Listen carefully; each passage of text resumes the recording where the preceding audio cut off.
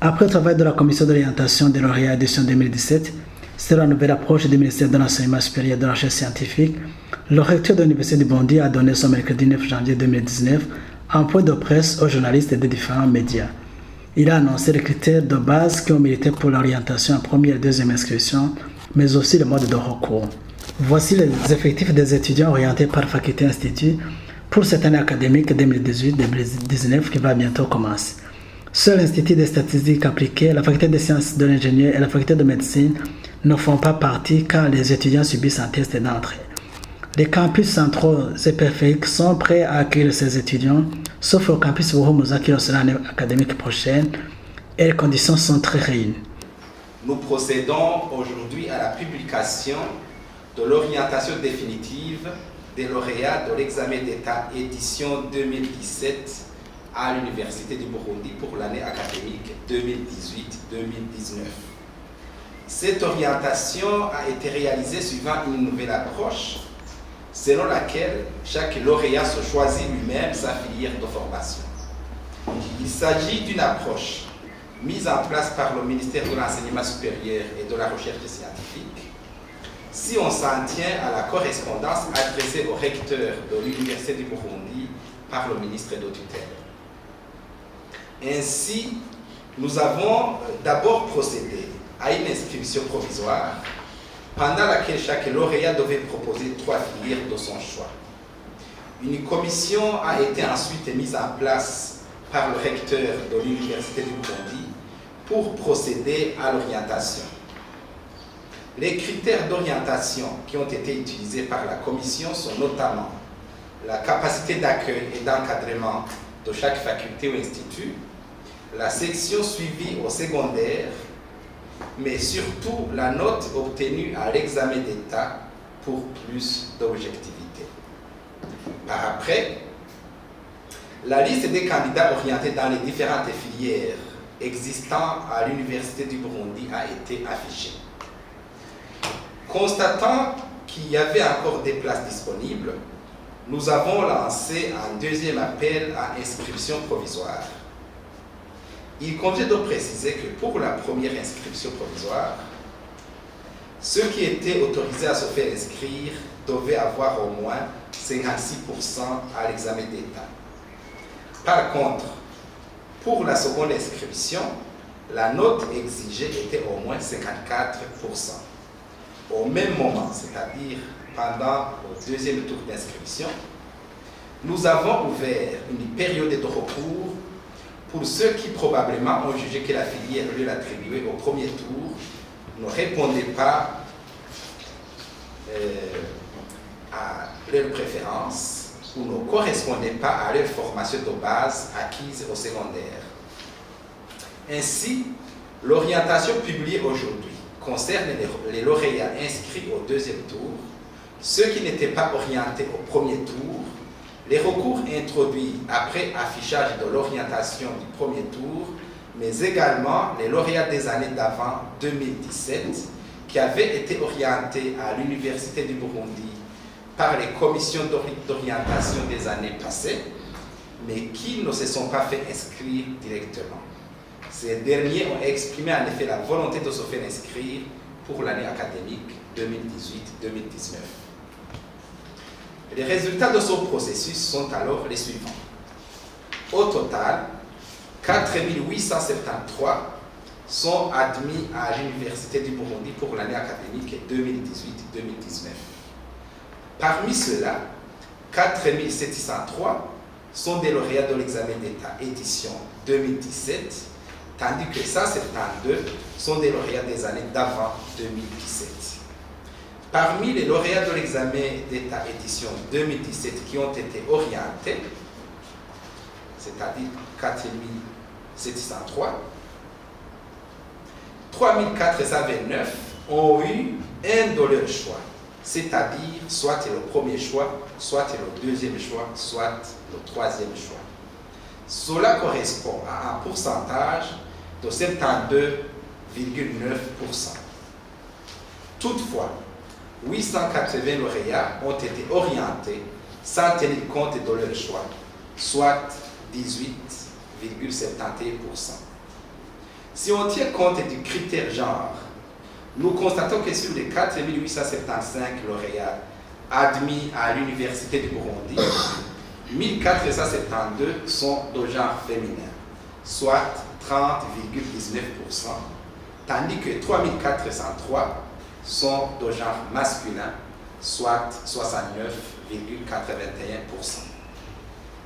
Si nous détaillons faculté par faculté, les effectifs des lauréats orientés par faculté ou par institut se présentent de la manière suivante. Pour la faculté des sciences économiques et de gestion, on y a orienté 418. La faculté de droit, on y a orienté 153. La faculté des sciences, 426. La faculté des sciences de l'ingénieur, 270. L'Institut supérieur de commerce, 469. L'Institut d'éducation physique et sport, 198. La faculté de psychologie et des sciences de l'éducation, 402. La faculté d'agronomie et de bioingénierie, 357. L'Institut de pédagogie appliquée, 1141. La faculté des lettres et sciences humaines, 1041. Mesdames, Messieurs, chers journalistes, il convient de signaler qu'il y a des facultés instituts dans lesquelles l'inscription est conditionnée par la réussite à un concours d'entrée. Il s'agit de la faculté de médecine, la faculté des sciences de l'ingénieur au département des technologies de l'information et de la communication, qu'on appelle communément les TIC, et l'Institut des statistiques appliquées, ISTA, qui est un nouvel institut qu'on va ouvrir à Nyamugerera, en commune Musigati de la province de Bubanza, avec l'année académique 2018-2019, c'est-à-dire l'année académique qui va bientôt commencer. Les concours d'entrée à la faculté de médecine et à l'ISTA ont été déjà organisés et les résultats publiés. Mais pour le département des TIC, le concours sera organisé juste au début de la rentrée académique. Considérant que certains lauréats orientés au premier tour seraient déjà en formation dans les universités privées et que parmi ceux qui ont été orientés au premier tour, il y en aura qui vont être retenus dans les filières à concours d'entrée, nous avons décidé d'orienter ceux qui n'étaient même pas orientés au premier tour. Ainsi, toute personne qui s'est fait inscrire à l'Université du Burundi a été finalement orientée. Enfin, nous portons à la connaissance de ces futurs étudiants qu'il s'agit d'une orientation définitive et que par conséquent, on ne va pas recevoir des lettres de recours. L'exception sera faite pour celui qui, par erreur, n'aurait pas été orienté alors qu'il s'est fait inscrire et qui remplit les conditions exigées, c'est-à-dire avoir au moins 54%. Une autre précision est que ces orientations et recours sont déjà affichés au campus Lohero à la direction des services académiques. Nous allons également les afficher cet après-midi au campus Zégué à Gitega. Avant de terminer notre propos, nous invitons alors ces futurs étudiants à se préparer car la rentrée académique 2018-2019 est proche. D'autres questions en rapport avec le pré-bourse, les diplômes de baccalauréat ont été posés lors de son point de presse. Le recteur a donné des éclaircissements à toutes ces préoccupations. Concerne les campus périphériques, le journaliste dit qu'il a entendu le nouveau campus de Nyamugerera, mais qu'il n'a pas entendu le nouveau campus de Buhumuza à Changuzo.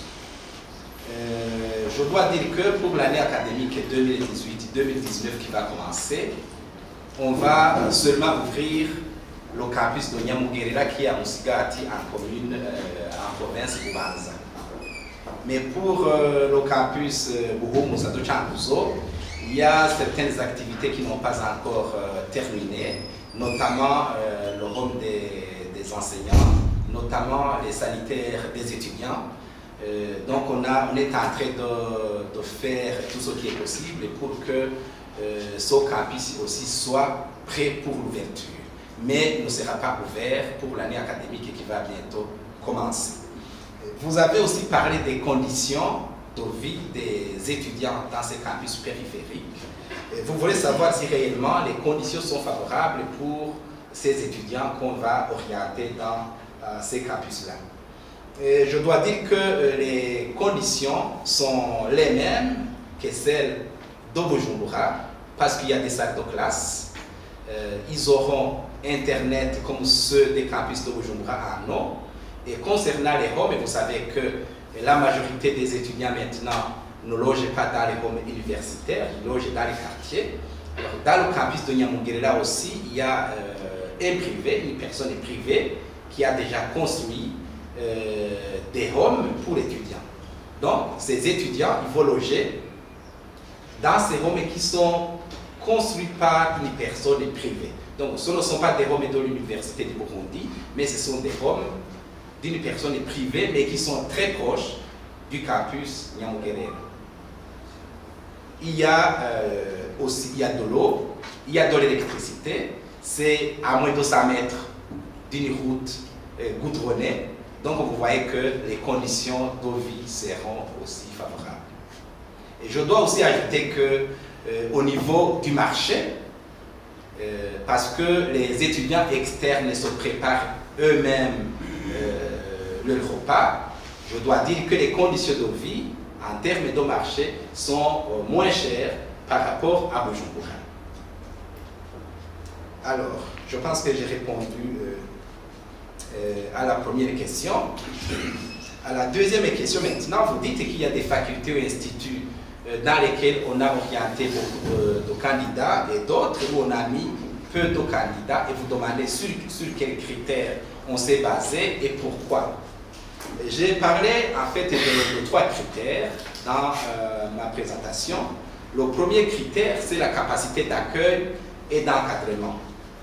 La capacité d'accueil, ça signifie les classes ou les places disponibles dans les amphithéâtres, dans les classes. Et la capacité d'encadrement, ça suppose les enseignants, le personnel enseignant qui est disponible, les laboratoires, le matériel didactique qui est disponible. Donc ça, on en a tenu compte. Mais le deuxième critère sur lequel on a tenu compte, c'est le nombre de départements présents dans chaque faculté. Par exemple, à l'Institut de pédagogie appliquée, vous avez plus de départements. À la faculté des lettres, vous avez aussi beaucoup de départements. C'est pourquoi dans les deux facultés ou instituts, on y a orienté beaucoup de candidats. Par contre, si je tiens compte à l'exemple que vous avez donné, la faculté de droit, c'est la faculté d'ailleurs qui comprend moins de candidats, il n'y a pas de département. Donc c'est une faculté sans département. C'est la raison pour laquelle on y a orienté peu de candidats. Voilà, c'est ce que je pourrais dire pour la deuxième question. Et pour le journaliste de la télévision nationale qui demande à quand la rentrée académique 2018-2019, je dois dire que la date de la rentrée académique est précisée dans une ordonnance ministérielle. Et cette ordonnance ministérielle n'est pas encore sortie. Et pour avoir cette ordonnance ministérielle, il y a un processus. D'abord, il est élaboré, il est discuté au niveau du conseil de direction, il est ensuite discuté au niveau du conseil rectoral, ensuite il est discuté au niveau du conseil d'administration, lequel conseil d'administration le transmet au ministre pour approbation. Alors, il y a certaines étapes qui ont été déjà réalisées, par exemple, son calendrier académique a été déjà analysé au niveau du conseil de direction et nous avons demain une réunion extraordinaire du conseil rectoral pour analyser le calendrier académique de l'année qui va bientôt commencer. Et nous envisageons une réunion du conseil d'administration, si possible, la semaine prochaine. Donc, nous ne pouvons pas pour le moment préciser la date exacte de la rentrée académique, mais nous pouvons dire que la rentrée académique est très proche. Et si je pourrais utiliser une estimation, je dis bien c'est une estimation, il n'y a pas de précision, en tout cas il reste autour d'1 mois ou d'1 mois et demi pour démarrer l'année académique. Et donc, mais tout cela dépendra de la sortie de l'ordonnance ministérielle qui met en place le calendrier académique. Je dois d'abord signaler que le pré-bourse n'est pas octroyé par l'Université du Burundi, mais c'est octroyé par le gouvernement au niveau du ministère de tutelle dans le bureau des bourses d'études et de stages. Nous, à l'Université du Burundi, ce que nous faisons, c'est la transmission des listes à la direction des bourses d'études et de stages de notre ministère. Alors, vous dites quelle stratégie l'Université du Burundi va mettre en place? La stratégie, c'est tout simplement l'élaboration des listes de ces bénéficiaires à temps et les transmettre à la direction des bourses d'études et des stages. Et donc, au niveau de l'université, on se limite à ce niveau. Concernant les réformes, la réforme BLD, vous dites que ça fait longtemps que la réforme a été enclenchée, mais que les lauréats n'ont pas encore leur diplôme. Je dois vous dire que les diplômes sont signés. Moi, j'ai signé beaucoup de diplômes de baccalauréat. Donc, les lauréats, le problème, c'est tout simplement que, après signature du diplôme par le recteur, il doit y avoir un entérinement de ces diplômes. Il y a une commission d'entérinement des diplômes. Et pas seulement les diplômes de l'Université du Burundi, mais de toutes les universités. Et donc, vous voyez que cette commission a du gros boulot. Alors, jusqu'à maintenant, ces diplômes ne sont pas encore entérinés, mais les lauréats peuvent retirer ces diplômes de façon provisoire. Donc, il y a un retrait provisoire de ces diplômes à la direction des services académiques, mais ces diplômes doivent retourner à la direction des services académiques pour ensuite procéder à leur entérinement.